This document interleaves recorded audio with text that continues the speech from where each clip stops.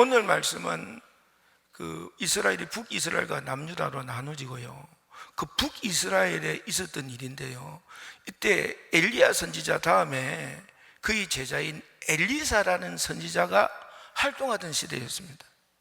근데요, 이 엘리사라는 선지자는요, 그때 북이스라엘의 북쪽에 아람이라는 나라가 호시탐탐 북이스라엘을 공격하고 빼앗고 점령하고, 그리고 그 나라를 뺏으려고 그렇게 굉장히 애를 많이 썼어요. 그때마다 하나님께서 엘리사 선생님을 통해서 어디로 지금 침공할 때니까 준비해라, 어디로 그들이 기습을 한다 준비해라, 그들이 그 매복을 하고 있으니까 거리지 않도록 준비해라, 이렇게 다 알려주셨어요. 그래서요, 아람이 쳐들어오면 딱 이스라엘이 대비를 하고 있는 거예요. 그러니 이게 뭐 뺏을 수가 있어야죠. 그래서 기습을 해도 그 기습도 안 걸리고 매복도 안 걸리고, 그래서요, 아람 왕이 어떻게 생각했냐면, 이 지금 군사회의 중에 첩자가 있다, 이 첩자를 골라내지 않으면 우리가 북이스라엘을 뺏을 수가 없다 할 정도로까지 하나님께서 엘리사를 선생님 통해서 다 가르쳐 주셨어요. 그러니까 백성들이요, 진짜 역사하신 하나님과 그 종 엘리사에 대해서 참 감사 여기고 고마워 여기고 참 그를 많이 기뻐했거든요. 근데 이제 오늘 말씀해 보면 이 수넴이란 마을의 한 기부인이요, 외출을 할 때마다 엘리사 선생님이 그곳을 통행하는 것을 자주 목격을 하게 된 거예요. 하나님을 위해서, 우리나라를 위해서, 백성을 위해서 저렇게 수고하시는 저분에게 뭐라도 은혜를 갚아야 될 텐데 무엇으로 은혜를 갚을까, 막 이런 생각이 드는데, 자기가 여인이기 때문에 할 수 있는 게 참 제약이 많아. 그래도 드는 어느 날 생각이, 식사라도 대접을 해야 되겠다. 지금부터 3000년 전에 뭐 식당이 뭐 그렇게 지금처럼 잘 개발이 되지 않았을 거 아니에요, 그죠? 그래서 건강하시게 우리 마을이라도 지나가시면 따뜻한 식사와 좋은 식사를 대접해서 집밥을 해서 엘리사 선생님은 사역이 좀 건강하게 해야겠다 하고 엘리사 선생님을 이렇게 기다리고 있다가 모셔서 식사를 대접했다는 거예요. 어느 정도냐면 강끈하여. 그러니까요, 엘리사 선생님도 한두 번 식사 대접을 받으니까 너무 미안한 거야. 그러니까 그 기부인의 눈에 안 띄게 이렇게 했는데, 길목에다가 하인을 시켜서라도 지나가시면 딱 붙잡아 모셔가지고 식사를 대접하는 거예요. 이 정도로 열심히 식사를 대접했다는 거예요. 근데 이제 식사를 대접해 보니까, 꾸준히 식사를 대접해 보니까, 문제는 식사를 대접하는 그때 왕에게 서신이 오고 긴급 서신이 오는 거지. 군대 총사령관으로부터도 긴급 서신이 오고 그러는 거예요. 그럼 왕에게 서신이 오면 밥 먹고 쓰지 뭐, 이게 돼야 안 돼요? 이게 안 되잖아요. 그러니까 밥 먹다가 막 답신을 해주고, 총사령관에게도 서신이 오면 이거 식사하시다가 멈추고 서신을 써드리고, 이렇게 식사도 제대로 못하고 굉장히 바쁘신 거예요.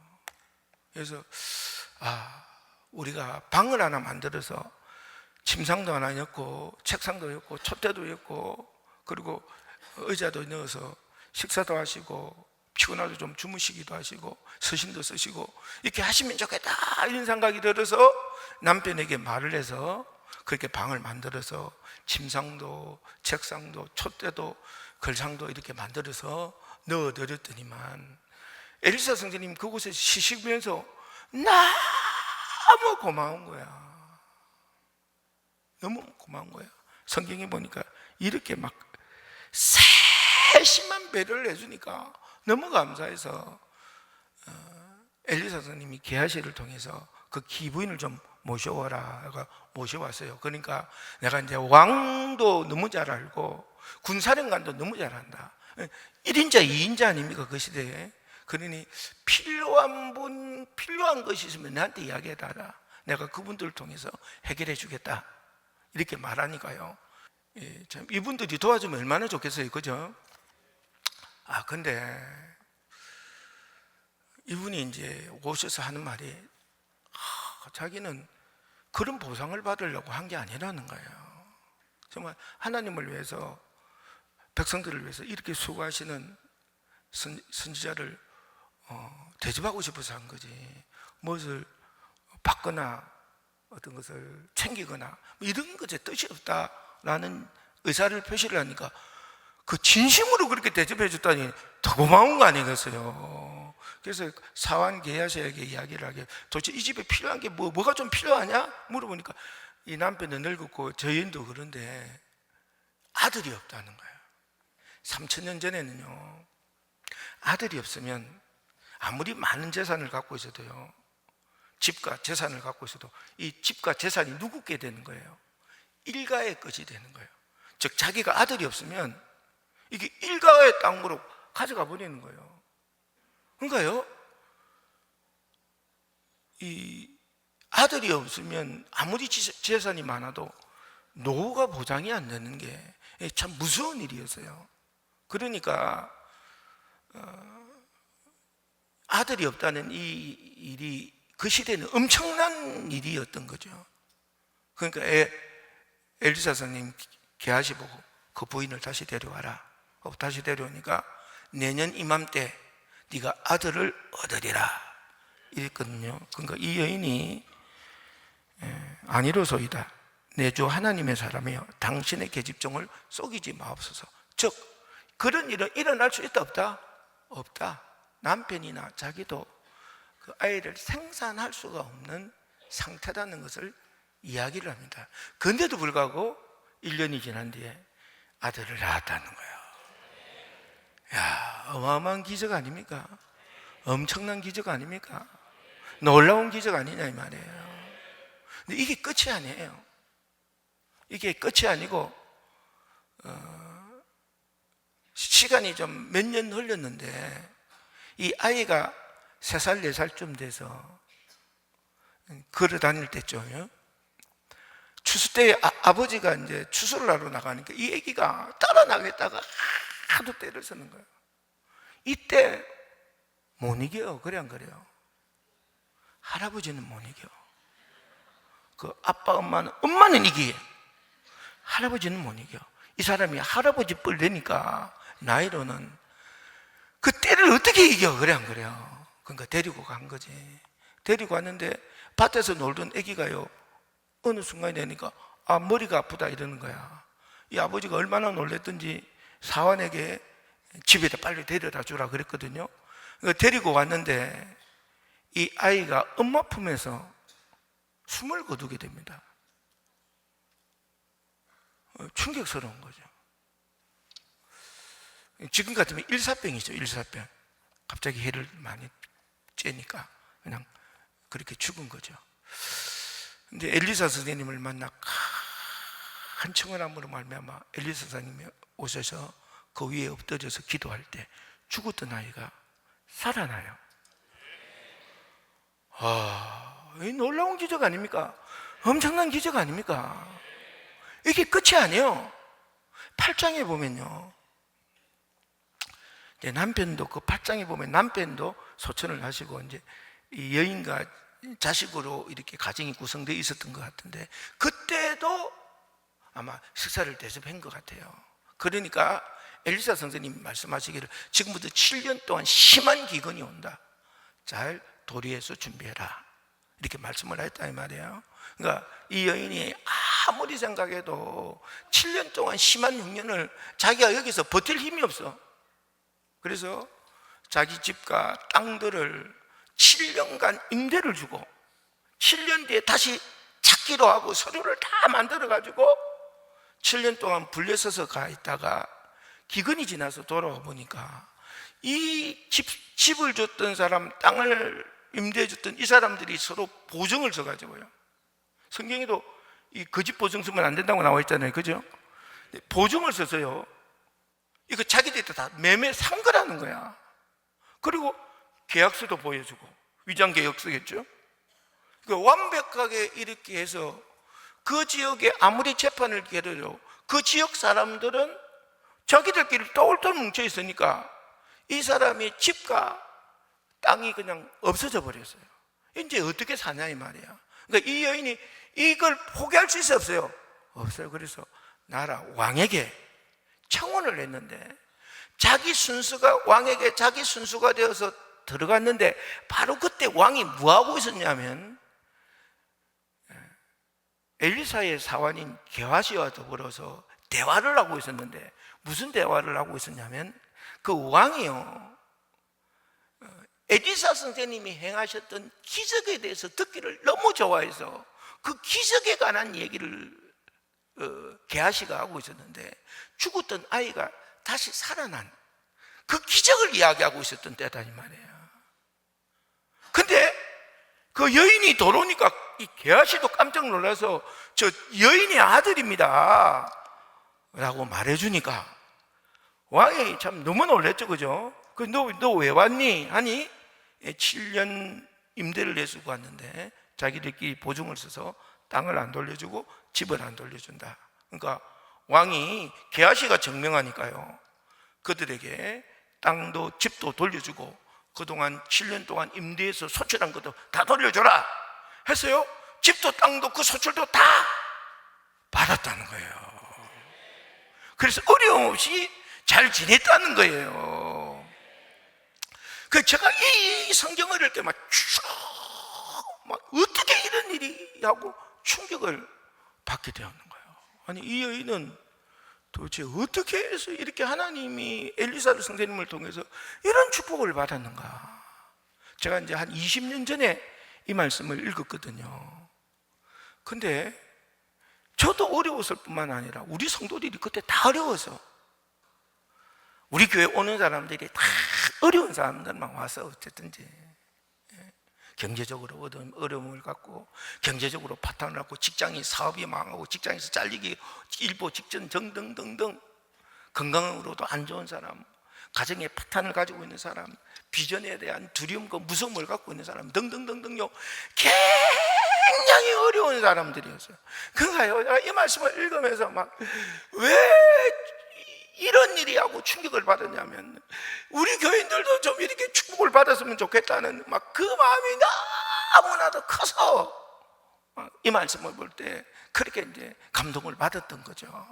근데 이 답이 뭔가 하고 이걸 읽어보니까요 주의 종을 향하여 식사를 잘 대접했다 세밀하게 잘 보살폈다 뭐 등등등등 이런 것들을 답을 얻을 수가 있는데 아니야. 왜냐하면 난 그때 진짜 밥 성도들로 이거 많이 얻어먹었거든요.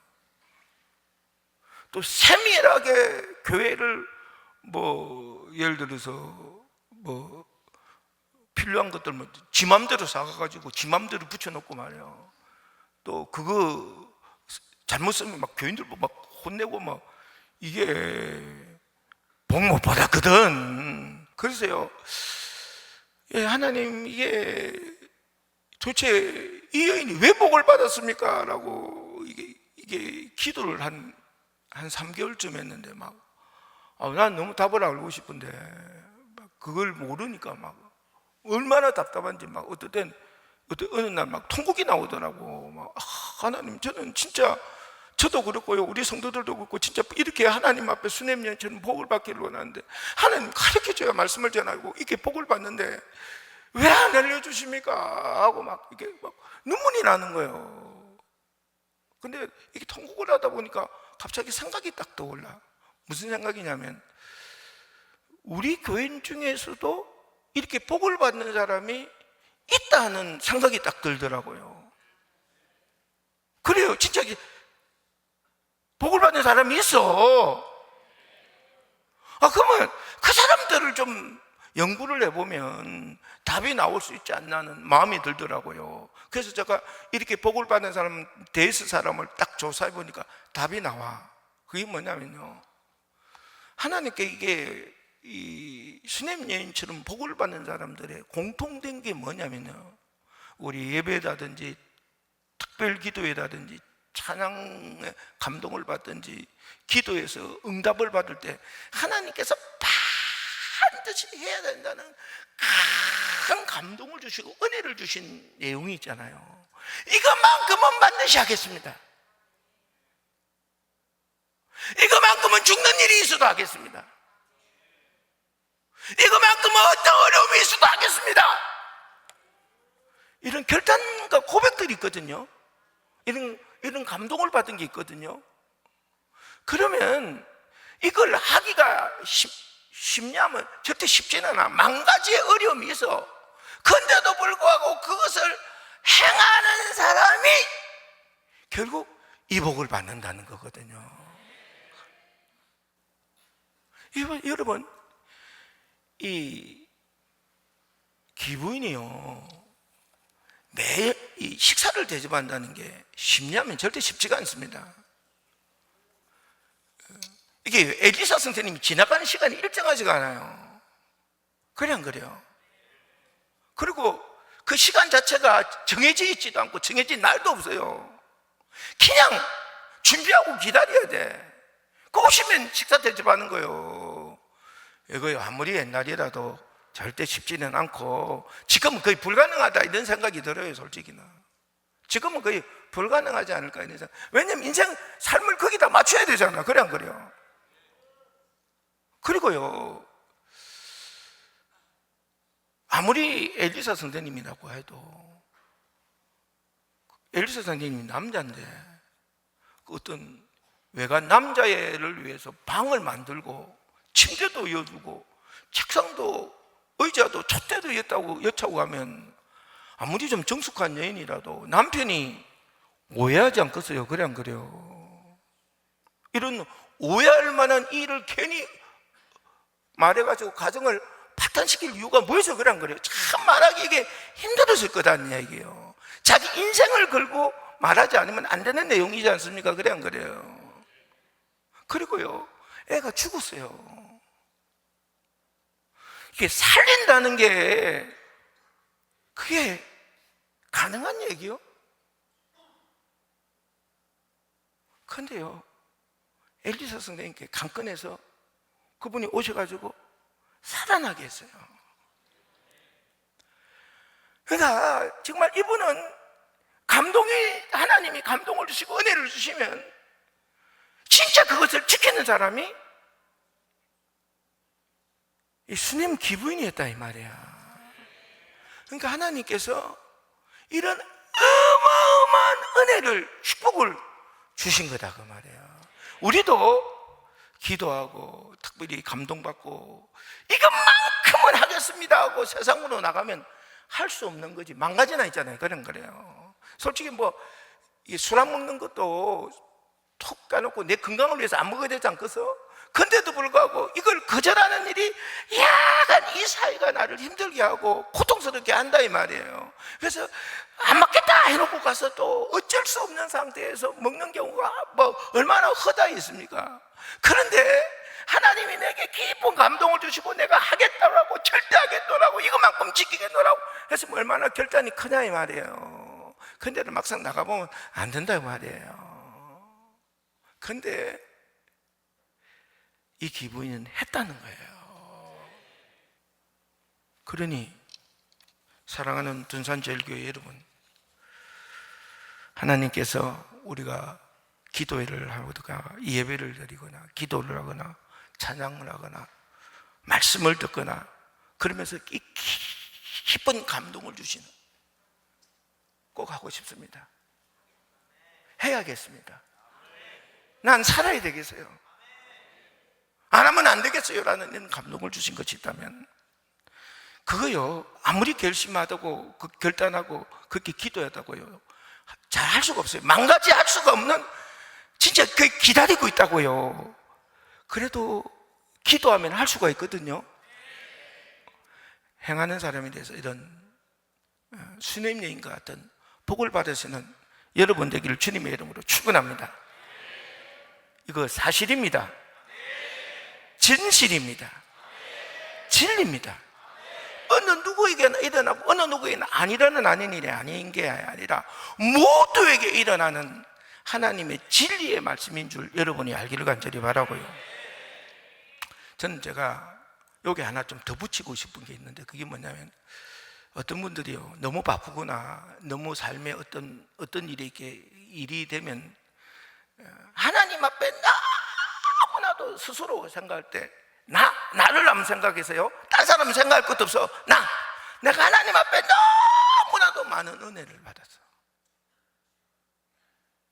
옆에 사람은 생각하지도 마. 옆에 남편, 자식도 생각하지 마. 아내도 생각하지 마. 그냥 나만 생각해. 부모도 생각하지 마. 내가 너무 큰 은혜를 하나님께 받았어. 그래서 은혜를 갚아야 돼. 근데요, 어떤 일이, 삶에 바쁜 일이 겹치기도 하고, 어떨 때는 아기를 낳기도 하고, 그런 때가 있잖아요. 그죠?